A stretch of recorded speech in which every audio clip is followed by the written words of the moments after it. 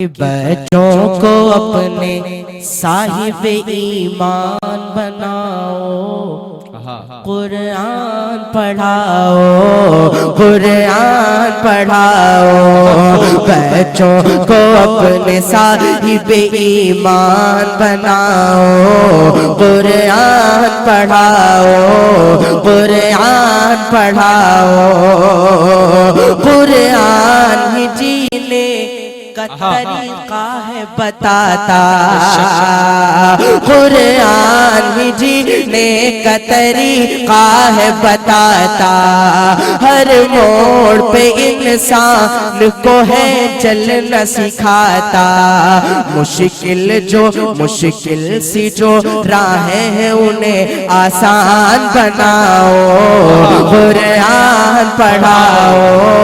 نحمده ونستعينه ونستغفره ونؤمن به ونتوكل عليه ونعوذ بالله من شرور أنفسنا ومن سيئات أعمالنا، من يهده الله فلا مضل له ومن يضلله فلا هادي له، ونشهد أن لا إله إلا الله وحده لا شريك له، ونشهد أن محمدًا عبده ورسوله.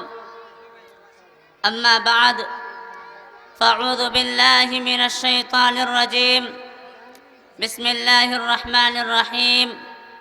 إن الله عنده علم الساعة وينزل الغيث ويعلم ما في الأرحام وما تدري نفس ماذا تكسب غدا وما تدري نفس بأي أرض تموت إن الله عليم خبير، أو كما قال عليه الصلاة والسلام۔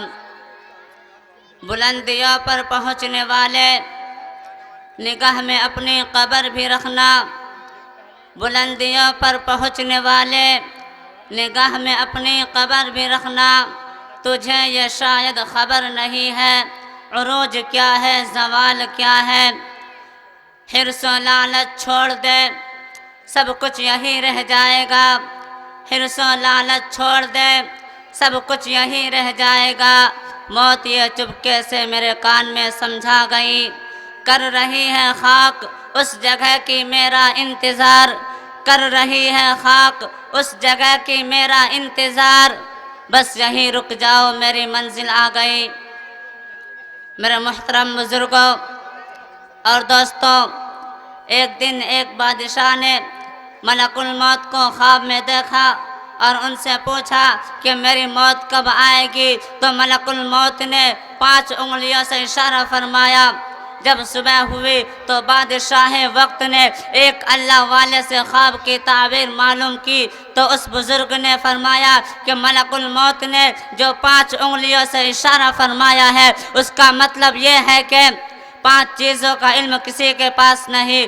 پہلا یہ کہ قیامت کس سال اور کس سن میں آئے گی کسی کو نہیں معلوم، اور دوسرا یہ فرمایا کہ بارش کے کتنے قطرے زمین پر گرے گی کسی کو نہیں معلوم، اور تیسرا یہ فرمایا کہ ماں کے پیٹ میں جو بچہ ہے وہ دنیا میں آنے کے بعد کیسا ہوگا، نیک ہوگا یا برا ہوگا، امیر ہوگا یا غریب ہوگا، کفر کی حالت میں مرے گا یا ایمان کی حالت میں، جنتی ہوگا یا جہنمی، کسی کو نہیں معلوم۔ اور چوتھا یہ فرمایا کہ کل انسان کے ساتھ کیا ہوگا کسی کو نہیں معلوم، کل وہ اسپتال میں ہوگا یا گھر میں، کل کا دن اس کے لیے خوشی کا دن ہوگا یا غمی کا، کل کا دن اس کے لیے عزت کا ہوگا یا ذلت کا، کل کا دن اس کے لیے ترقی کا ہوگا یا تنزلی کا، کل وہ زمین کر اوپر ہوگا یا زمین کے نیچے، کل وہ زندہ رہے گا یا وہ نومن مٹی کے نیچے موت کی نیند سوئے گا۔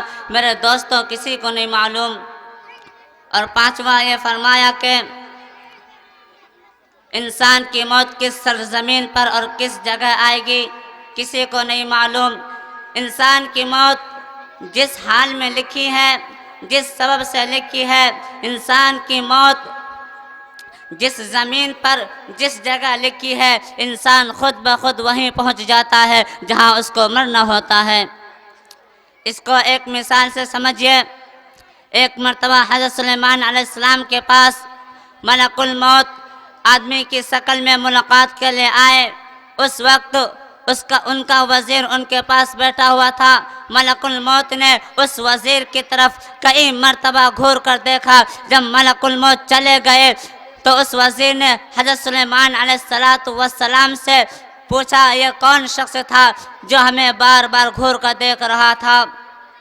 تو حضرت سلیمان علیہ السلام نے فرمایا یہ ملک الموت تھے۔